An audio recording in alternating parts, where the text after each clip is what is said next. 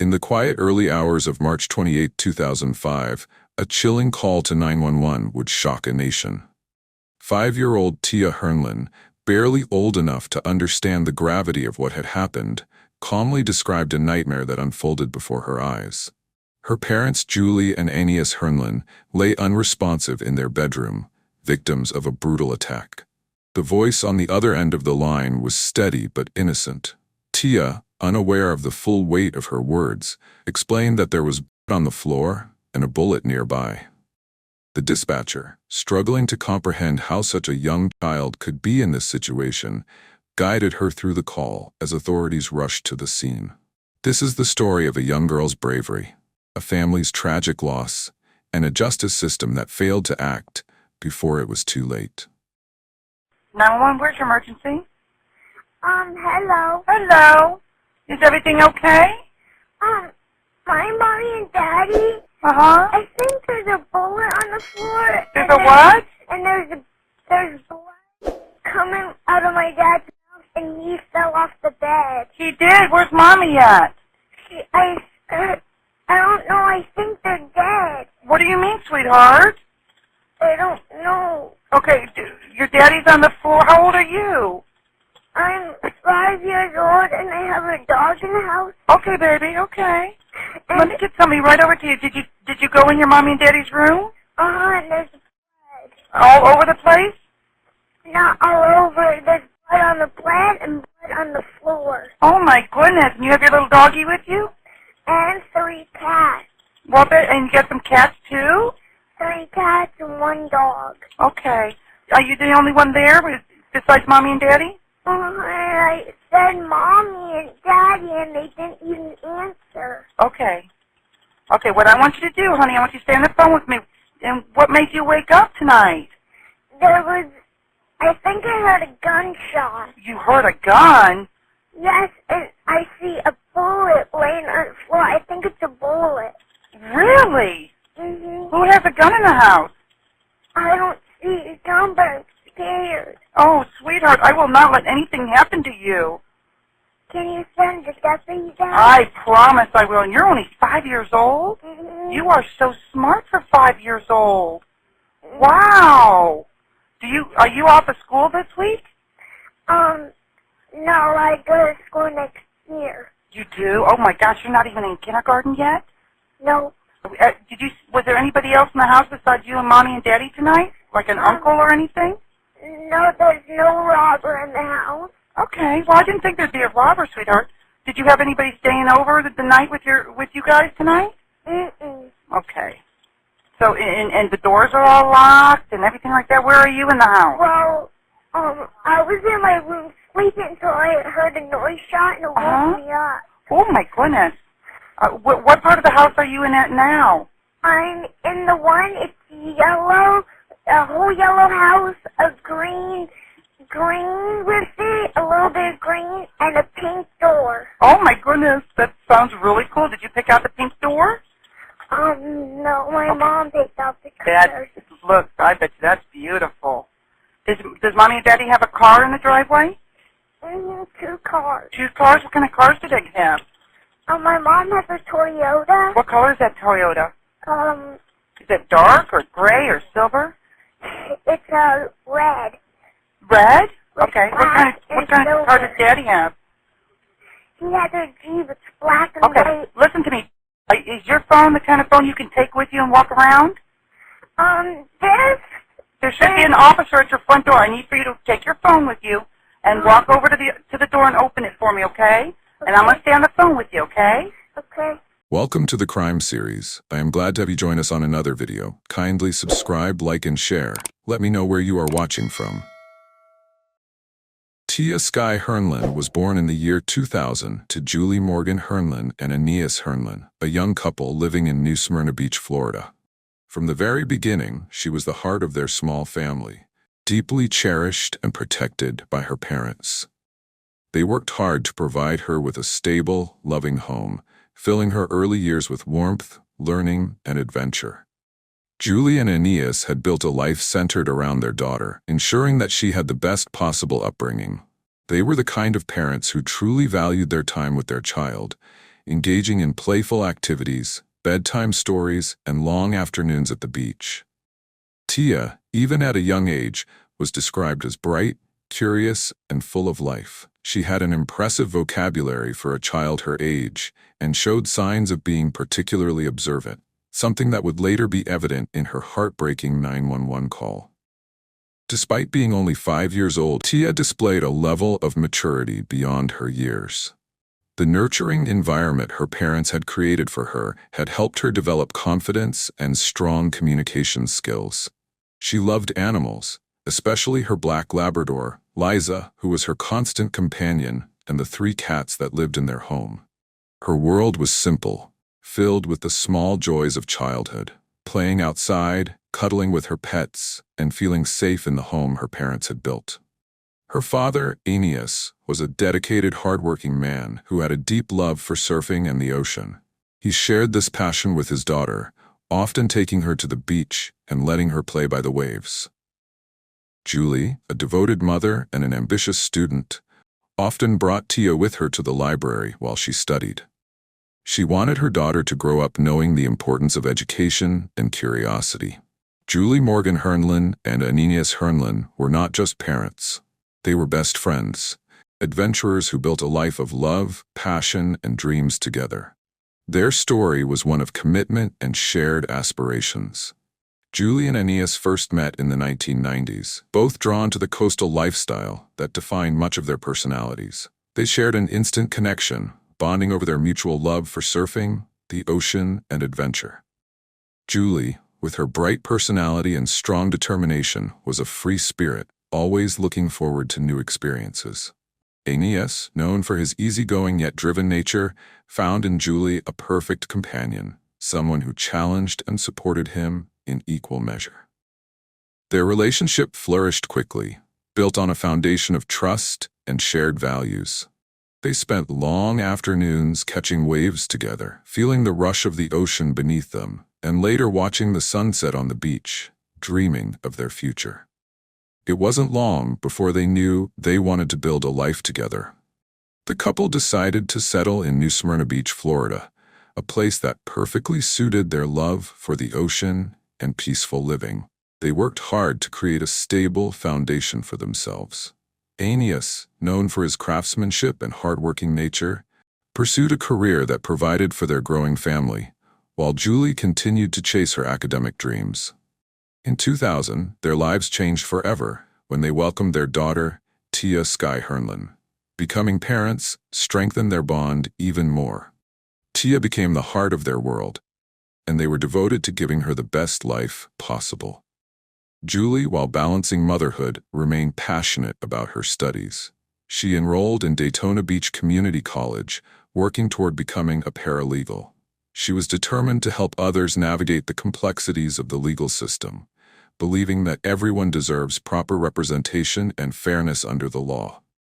Despite the typical struggles of young couples, managing work, school, and raising a child, Julie and Aeneas supported each other unwaveringly. They weren't just partners in marriage, they were each other's cheerleaders. Aeneas admired Julie's perseverance and intelligence, while Julie appreciated Aeneas's steady nature and ability to make her feel safe. They complemented each other perfectly. Julie was the planner and the thinker, while Aeneas was the doer, always making sure their family had what they needed. They had dreams of expanding their home, traveling with Tia to see the world, and growing old together.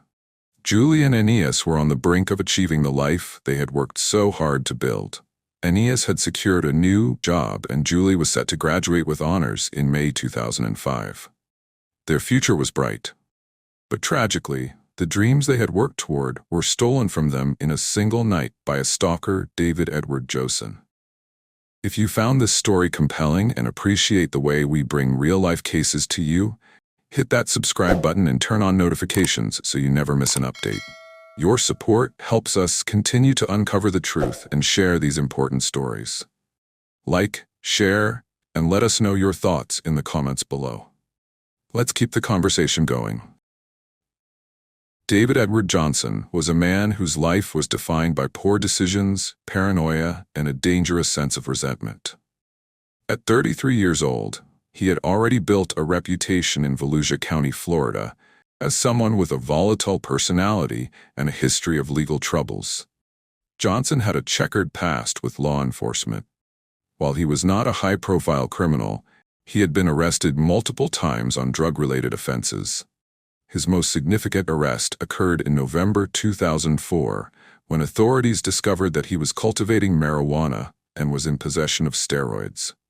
This arrest carried severe consequences, as it threatened his freedom, financial stability, and personal reputation. The drug charges Johnson faced could have led to substantial jail time, fines, and other legal repercussions. With his court date approaching, the pressure mounted, and his erratic behavior escalated. He became fixated on finding someone to blame for his predicament. Johnson became convinced, without any evidence, that Julie and Aeneas Hearnland had tipped off law enforcement, leading to his arrest. This theory was entirely unfounded. Authorities later confirmed that the Hearnlands had no involvement in his case. However, Johnson's paranoia and growing anger clouded his judgment. He saw them as the reason for his misfortune and became obsessed with seeking revenge. Despite having no evidence against the Hearnlands, Johnson began stalking and harassing them. He frequently drove past their home, sometimes slowing down or lingering outside for extended periods. He made harassing phone calls and made it clear that he blamed them for ruining his life. Julie Hearnland, deeply concerned for the safety of her family, took meticulous notes on each incident. She documented dates, times, and descriptions of Johnson's behavior, keeping a record of his escalating threats. Recognizing the potential danger, she filed for a restraining order in January 2005, explaining that Johnson was stalking, harassing, and threatening them. However, the court denied her request, citing a lack of direct violence and insufficient proof of stalking. This was despite her detailed documentation and clear distress. It was a devastating decision, one that ultimately left the Hearnland family vulnerable and without legal protection. With his court date looming and his paranoia deepening, Johnson became consumed by rage. He was convinced that his life was falling apart and that the Hearnlands were responsible. His behavior became even more erratic, and people close to him failed to recognize the severity of his instability. On the night of March 28, 2005, Johnson reached his breaking point. Armed with a gun, he set out to exact revenge on the people he wrongfully believed had betrayed him. His actions that night would forever alter the lives of those involved. He bypassed any security measures, quietly slipping into the house while its occupants were asleep. The home, once a sanctuary for the Hearnland family, became the stage for an act of violence. Julie and Aeneas Hearnland were asleep in their bedroom when Johnson entered. There was no warning, no chance for them to defend themselves. As they lay in bed, Johnson opened fire. The gunshots echoed through the house as he shot them before fleeing the scene.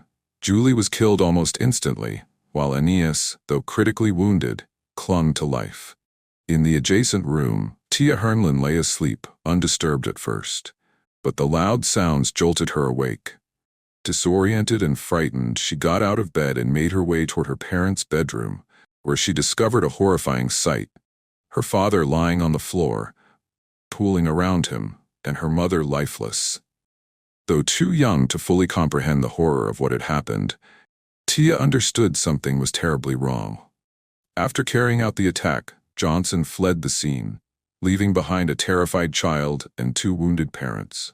However, his escape was not an attempt to evade justice. He had no intention of facing the consequences of his actions. Instead, he drove back to his own home, where he took his own life. Back at the Hearnland home, young Tia knew she needed help. Somehow, despite the terror and confusion, she remained calm. She picked up the phone and dialed 911. Her call, handled by dispatcher Donna Ciuffani, would later be recognized as one of the most heartbreaking and extraordinary emergency calls ever made. Despite her age, Tia was able to clearly describe what had happened. She told the dispatcher that her father was hurt, that her mother was not answering. Authorities rushed to the scene, but by the time they arrived, it was too late for Julie. Aeneas was still alive, but barely. He was immediately transported to Halifax Medical Center in Daytona Beach, where doctors fought to save him. Unfortunately, his injuries were too severe, and he passed away the following day. By the time the sun rose on March 28, 2005, Tia Hearnland had lost both of her parents in an act of violence she could never have anticipated. As news of the event spread, the New Smyrna Beach community struggled to come to terms with what had happened. Vigils were held in memory of Julie and Aeneas. Friends, colleagues, and classmates shared stories of their kindness, their dreams, and the deep love they had for their daughter. The tragedy also raised larger questions about domestic safety laws, the effectiveness of restraining orders, and the responsibility of law enforcement in preventing violent crime. Many felt that the system had failed the Hearnlands, that warning signs had been ignored, and that something more could have been done to protect them. In the center of it all was Tia Hearnland, now orphaned. In the days that followed, arrangements were made for her care, and efforts were launched to ensure that she would have the support she needed to navigate life without her parents.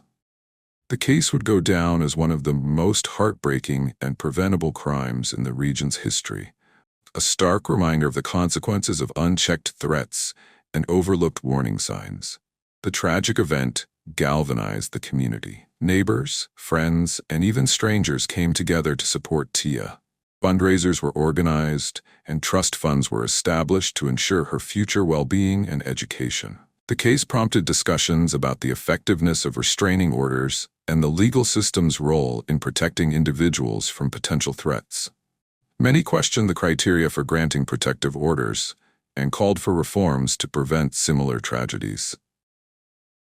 In the wake of the horrific events that took the lives of Julie and Aeneas Hearnland, Tia Sky Hearnland faced an uncertain future. The sudden loss of her parents left her orphaned, vulnerable, and in need of a stable, nurturing environment where she could process her grief and begin to heal. After the police arrived at the Hearnland home and took custody of Tia, child welfare authorities had to make an urgent decision regarding her placement. Given the traumatic nature of what she had endured, it was critical that she be placed in a familiar, loving home rather than entering the foster care system. Authorities quickly determined that Tia's maternal grandparents would be her primary guardians. They resided in Central Florida, away from the home where the tragedy had occurred.